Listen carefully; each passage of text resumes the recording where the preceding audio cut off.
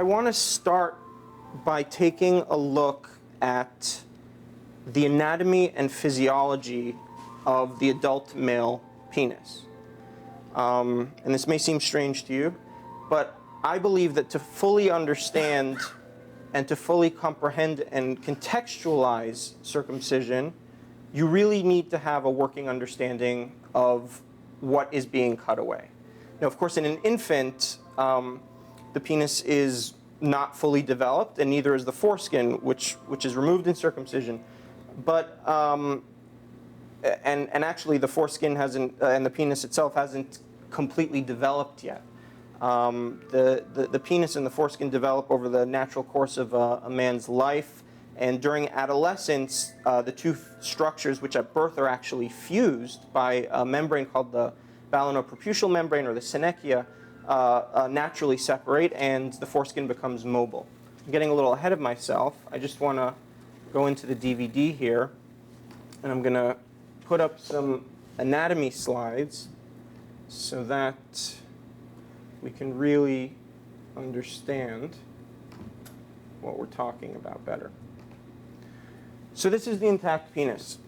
And the reason I think it's really important, especially in the United States, to have a really good understanding of what this is because for a lot of people, this is a very strange sight. I would go even further. I would say that for many people, the sight of an intact penis, it looks abnormal. It doesn't look like a normal penis. And that is because we come from a circumcising culture. And in our culture, this is not what most penises look like. If you go into a gym or in the locker room, this is not what you're going to see most of the times. You may see it occasionally, but it's definitely not the norm, and that's because of the high rates of circumcision in this country. So this is the intact penis. And here you have some overlays to understand the different skin zones. The purple is the shaft skin, and the sort of turquoise, the outer skin, and just peeking out of the outer foreskin is the glands. That's the intact penis with the foreskin retracted. So if you go back, you can see that's with foreskin forward, that's foreskin retracted.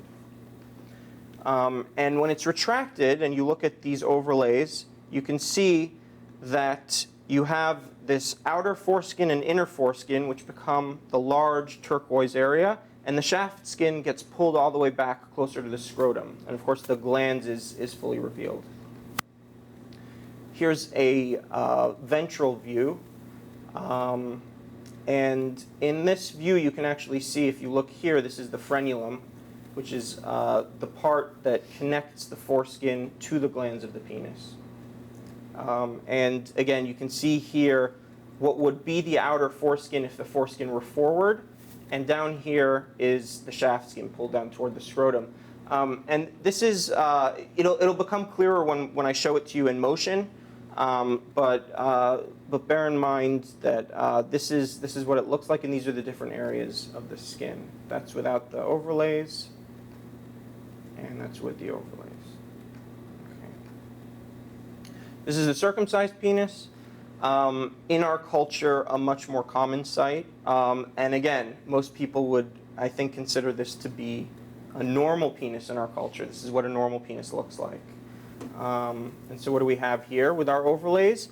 You see that we have the shaft skin, the circumcision scar, which is of course absent in an intact penis, the remnant of the inner foreskin, and the glands. And this is the ventral view. In this particular penis, you see that the circumcision left a bit of the frenulum, and that's one thing about circumcision that we see a lot, is that the practice is variable. You have different kinds of circumcisions. The frenulum isn't always left like this sometimes, and you can see it's sort of partially there and partially cut away or torn away, circumcision scar in the shaft skin. And here you can see them compared, and you can see this is a very important comparison. You can see that the foreskin, you can see the loss basically. Look at the area of turquoise in the intact penis versus the area of turquoise in the circumcised penis, and that represents the loss of the foreskin. That's what you're looking at here. All right. Having introduced that, and I think it's really important to come to terms with this side of it. Because when you understand the importance of the foreskin in male sexual experience, you understand also that by cutting that off at birth, you are forever altering the male child's future sexual experience. And I know that this is a somewhat controversial statement, and there are people out there who would argue with me on this point, but I do believe that when you take into account all of the information that I just presented, it's kind of hard to argue that. When we talk about the ridged band in the foreskin being a specialized neural structure with 20,000 Meissner's corpuscles, and it being one of the most innervated parts in the body, what you are doing in circumcision is you are removing the most sensitive part of the penis. Now, of course, it gets complicated because when a person grows up without that and all of their sexual experiences are mediated through a damaged penis, some very interesting questions arise. But I don't think it would be too much to say that circumcision permanently alters male sexual experience. And this is where we start to get into ethical territory and even territory of human rights. And the central question, and I think we need to really take this seriously, and we'll talk about this from a Jewish perspective a little bit later, but the central question is, do we have the right to make this decision for a person who doesn't even have the ability to think for themselves? Is this ethically okay? And from a human rights perspective, is this not violating a central tenet of human rights, which is body integrity? And this issue and framing it this way is very important to me because I don't want to give the impression that I have something against circumcision as a practice in general. I think it's really important to understand that, as far as I'm concerned, an adult has the right to make decisions about their own body. I mean, they can do whatever they want to their own body. It's their body. But when you're talking about another individual, when you're talking in particular about another individual who just doesn't have the capacity to make those sorts of decisions, we get into some complicated territory. And with that, I'm going to show another part of... Question. Sure. So in uncircumcised males, do they roll the foreskin back before or during intercourse, or just naturally moves? It naturally moves back and forth, and the pleasure, a large part of the pleasure that they derive from the sexual act is actually the foreskin rolling back and forth. But to start, they don't manually roll it back. They may not. I mean, it depends on the individual sexual preferences. Certainly for masturbation purposes, the foreskin is manipulated in that way, which is, of course, very different from circumcised men. And one of the things I learned that I think is fascinating is that the personal lubricant industry is much stronger in circumcising cultures than in cultures where they don't circumcise, because in cultures where people don't circumcise, you have the natural gliding action of the foreskin, and you don't really need that much lubrication. It's a very interesting sort of a thing. Questions, comments? I see that this is, I do not know why you're doing it, but this has been a Jewish tradition for a long time. In fact, you cannot be a Jew unless you're circumcised. That's actually not entirely true. You can be anything you want, right? No. Being Jewish, there's only two ways you can be Jewish. Well, I mean, if you're a liberal Jew, it's by descent or by conversion. Whether you're circumcised or not has no bearing on.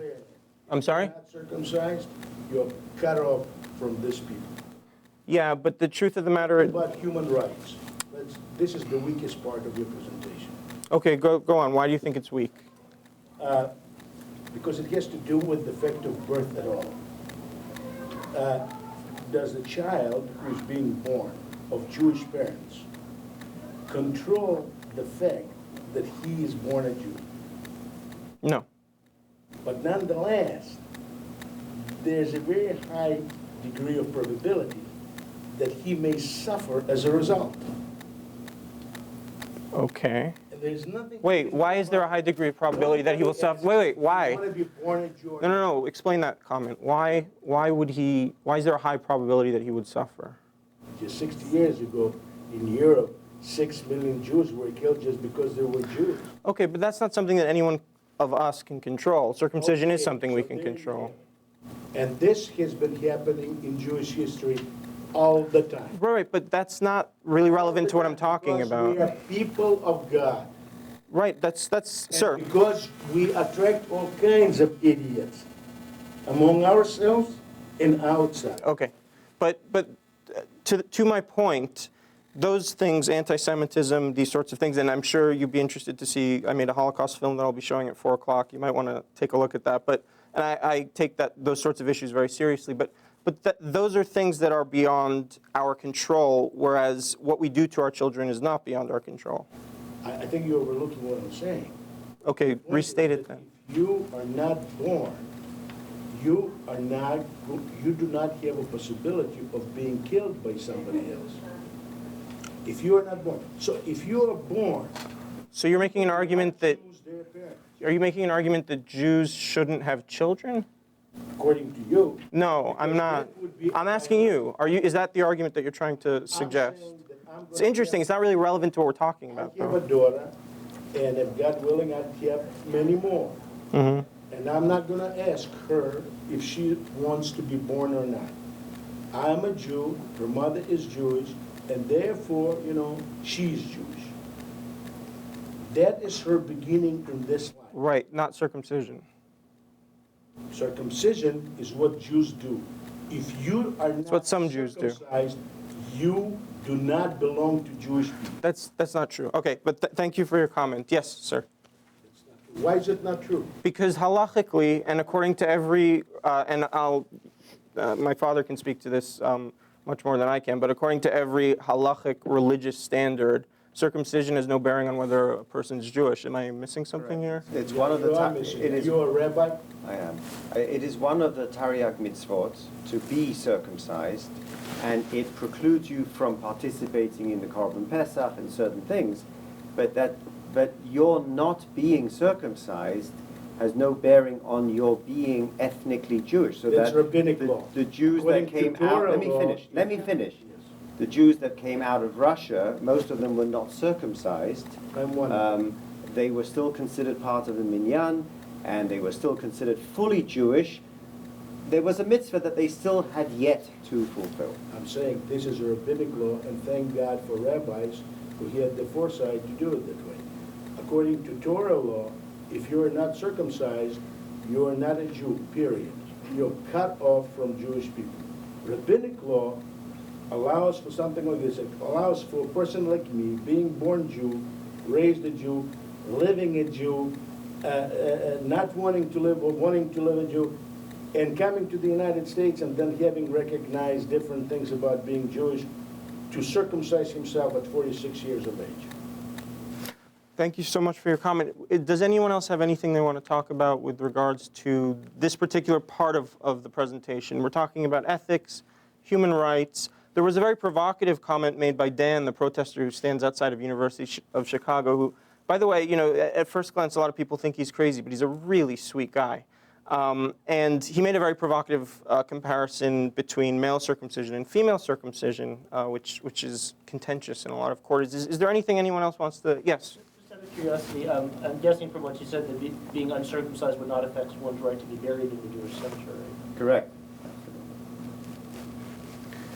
Yes, sir. A person gets circumcised right before burial.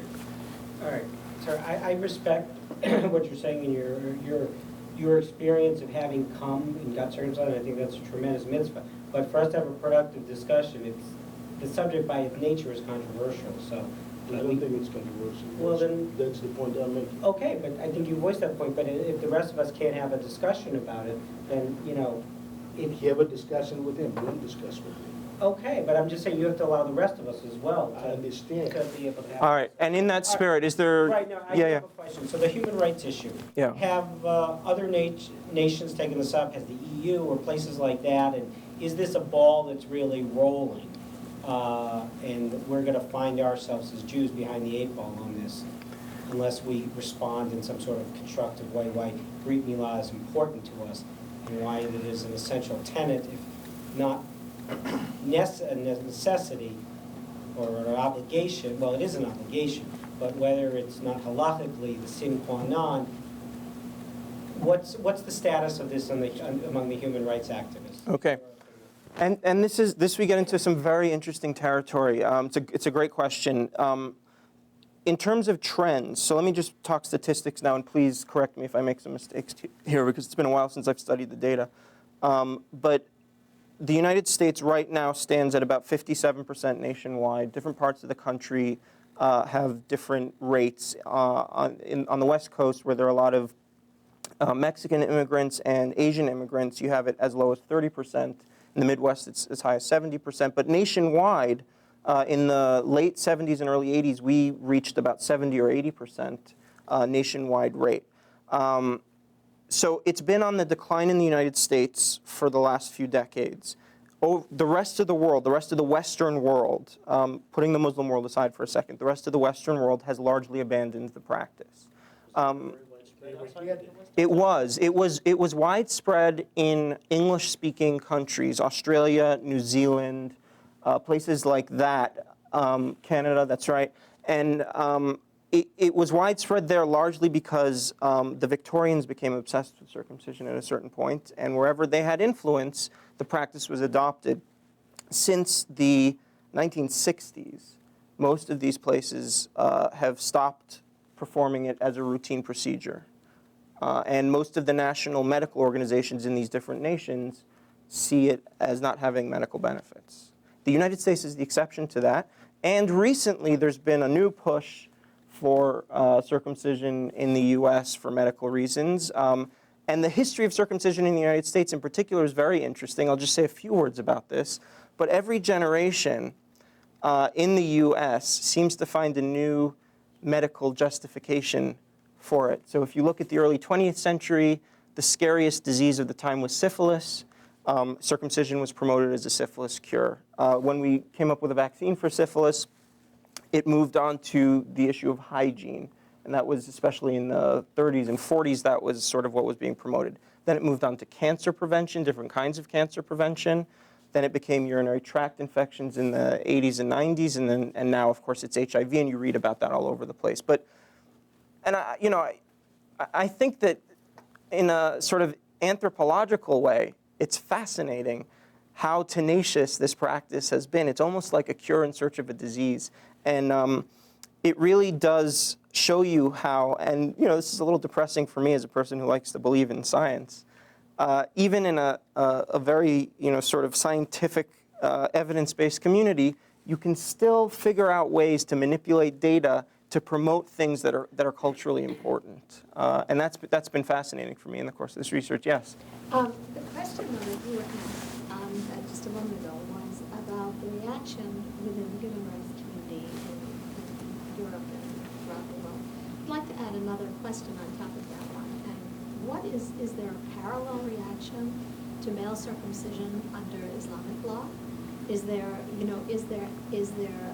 singling out of a Brit Milah?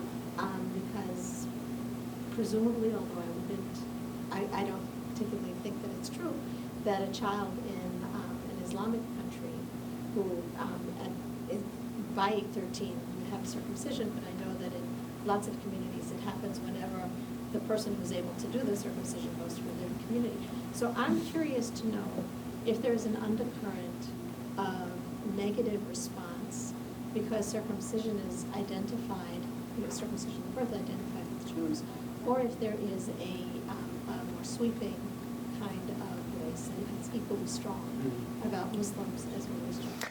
Well, these are very good questions, and let me address them directly. The human rights community, as I know it, is, largely sees this as a body integrity issue. Having said that, there are certain activists who toe a particular political line, in particular in Africa, because it's not politically correct. And this is kind of the reverse of what you were saying in a very interesting way. It's not politically correct to target male circumcision. Female circumcision, everyone is on board with, but for the very reason of not wanting to seem anti-Semitic, and because of the history of using circumcision in anti-Semitic rhetoric, a lot of human rights activists tone down the rhetoric when it comes to male circumcision, even if you get them privately, they would say they think it's as fundamentally problematic as female circumcision. What about Linda's question about reaction in the Muslim world or The Muslim circumcision is a slightly different issue from Jewish circumcision, partly because it's not as central to the Muslim tradition. It's sort of a suggestion there, and it is universally practiced. It's done at a different age. And I think it's also less emotional for a lot of people because there is, and I want to be very delicate about how I bring this up, but there's a Jewish involvement in circumcision in this country that's a little bit hard to ignore. And I'm not trying to suggest that there's some sort of conspiracy or that there's all these people getting together and trying to figure out how to make their practice acceptable, but there is a sort of unwitting prominence of Jewish physicians who promote circumcision. And there's also the fact that Americans didn't adopt the Muslim practice of circumcision. They adopted almost precisely the Jewish practice of circumcision at infancy as opposed to at puberty. Circumcision as a puberty rite is practiced by many cultures around the world, but the infant circumcision started as a Jewish practice, was adopted by the Victorians and later large parts of the English-speaking world, and the Americans as the time to do it. Would you then say that the ethical implications of a Muslim boy at puberty don't have the same or don't have any problematics for you because he is making a decision wittingly or unwittingly, but not as an infant, but as a pubescent young man? It's a very interesting question, and I think that comes down to what you believe consent is.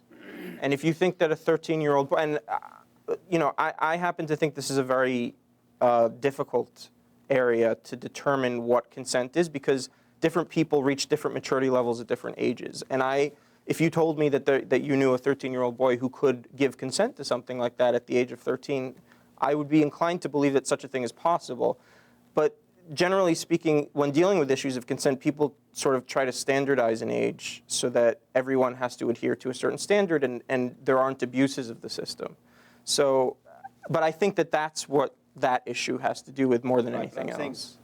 Clearly, I don't touch a patient with a procedure unless the patient's given me informed consent, and that means over the age of 18, and if they're under 18, a legal guardian signs it for them.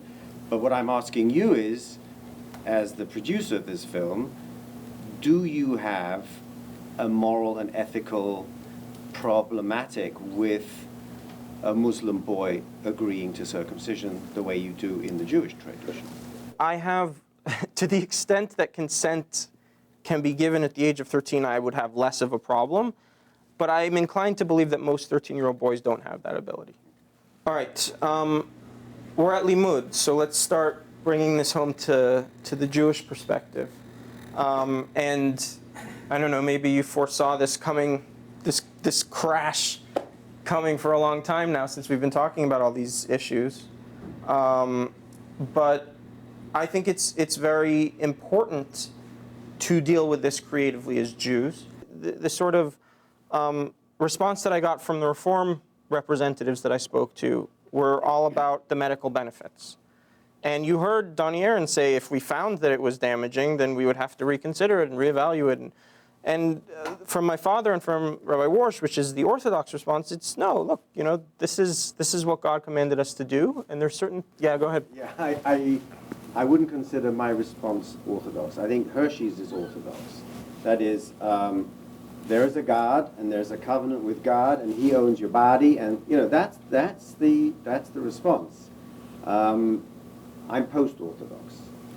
And for me, as you will see if you come to his film at 4 o'clock on the generation gap, in a post-Holocaust nightmarish world where all connections with the divine have been severed, my project is recovering ritual behavior and textual knowledge, and that's the only thing I can hope for. So I don't know what he means by covenants.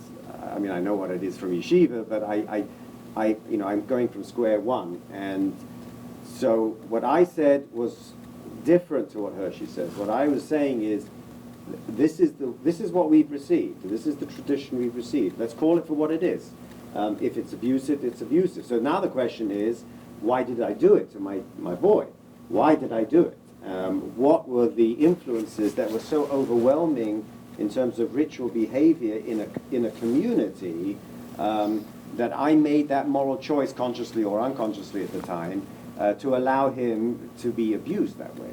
Those are the questions that I was looking at it. And as you see later in the film, it will come from a kind of mythic notion of ritual, most akin to the way we abuse our kids at football games. I mean, I cannot tell you how many football injuries I see in my practice. And we're not talking about the orthopedics types. They go to the orthopedics and they're fixed. But once they fracture their clavicle and they get brachial plexopathies and they blow their discs, and these kids are 13, 14, and 15, and these soccer mums bring them in, and they don't even think about what they have done to, and that how much of that kid's expectation is built into this performance, and the danger of this ice skating and ice hockey and these things, you know. So I'm thinking that what I've done in terms of this ritual is more akin to this like sociological kind of abuse we do to our kids that's tolerated sociologically. I don't talk about the transcendent. I just want to highlight the fact that I think circumcision is unique in that it's a practice that we do today. It's a mitzvah that we perform today that causes pain to other people directly. I cannot think of another mitzvah that is still performed today. I can think of a lot of things from the Torah, and a lot of the Taryag mitzvot involve genocide and things like that, and it's important to talk about our problematic texts. But in terms of an actual ritual that's practiced today by Jews, I can't think of another one that directly causes pain to another person. Yeah, you had a question? How many Orthodox opinions did you seek out? I spoke to my father, I spoke to Hershey Warsh, I spoke to Rabbi Lopatin, I spoke to Rabbi Kushner. How typical was the response that I am committing abuse, this is abusive? Oh, no. Why do you think it's in the film?